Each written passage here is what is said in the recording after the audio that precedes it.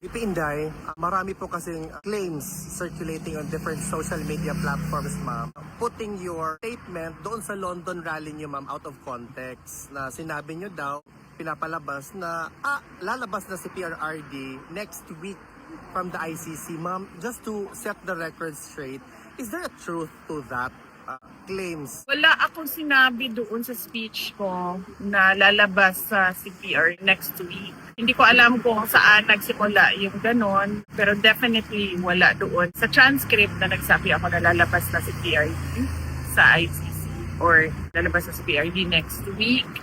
Dahil alam naman natin lahat at nakikita natin sa ICC website yung schedule ng kanyang kaso at kung makikita natin na walang schedule na hearing ng release at ang meron lang schedule ay yung kanya trial proper.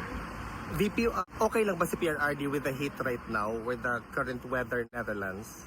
It's very siguro comfortable sa init dahil kahapon naka-sweater pa rin siya at sinabihan ko na siya na hindi ko na kaya yung init dito sa kwarto so kailangan natin buksan yung window. Tapos kanina naka-close na naman yung window so sabi ko sa kanya walang hangin doon sa loob. So sabi ko pwede ba natin buksan yung window. So pumayag naman siya. Mas gusto niya ang mainit kaysa sa malamig. Hindi siya makatolerate ng lamig. Kaya usually nag-aalala kami, tayo kapag autumn and winter months na dahil sobrang lamig talaga. Ma'am, on a different topic, may question po. Ma'am, any thought po about sa Paxilica na balak po itayo sa Pilipinas? Ano na? Paxilica? Yung Paxilica. Paxilica? Hindi, ma'am. Paxilica. Do you know anything about that? Wala ma'am? ako. I cannot comment on that. Ano pong masasabi niyo, ma'am, sa mga kabataan nagiging violent na po sila? Nagiging marahas na po sila to the fact na sa loob po ng school is nakakagawa na sila ng krimen. Ganyan kasi ang nangyayari. Hindi lang sa kabataan, no? Kundi sa lahat ng tao. Ganyan ang nangyayari kapag wala kasi nakikita na leadership.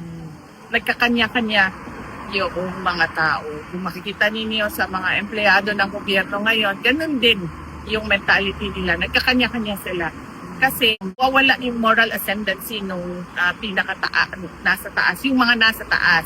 Sinabi natin nasa taas, yung ating president, yung ating mga cabinet secretaries at iba pang nagtatrabaho sa Office of the President. Kapag ganyan yung nakikita ng mga tao, nawawala yung respeto. Kapag nawawala yung respeto, nagkakanya-kanya lahat ng tao.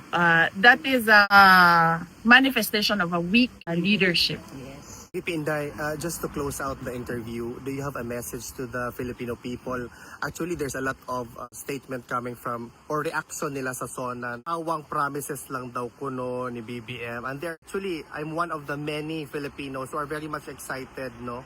Sa 2028 election, kung magkakaroon man, ma'am, what's your message to people like me and millions of us? Oo.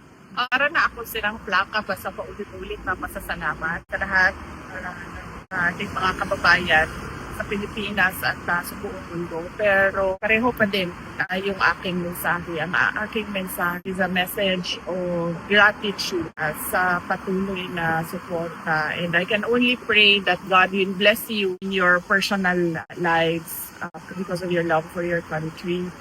And kanina tinanong pa si President Duterte kung meron pa siyang mensahe para sa inyo dito sa lakas na nasa Duterte Street. Meron siyang mensahe pero in general kasi yung kanyang pinadala na mensahe at sasabihin ko verbatim. Sabi niya, my best wishes to the men and women and LGBT of the Philippine National Police and the Armed Forces of the Philippines. You are very close to my heart because you offer your lives for the country. Please pa ako niyan doon para hindi ko makalimutan. Yan yung verbatim. May pahabol na question daw, Ma'am, ma'am. speaking of mensahe, kaya Senator Rodante Marcoleta. Oh, yes. Nagbisita ako sa kanya immediately after nung nag-submit siya sa court. And I will speak to him very soon. Pagbalik ko ng Pilipinas, meron ko mga schedules na pagbisita sa mga politicians and individuals na nagsusuporta ng mga politicians na nasa detention. VP, mabuhay ka. Salamat, mabuhay kayong lahat. May God bless you.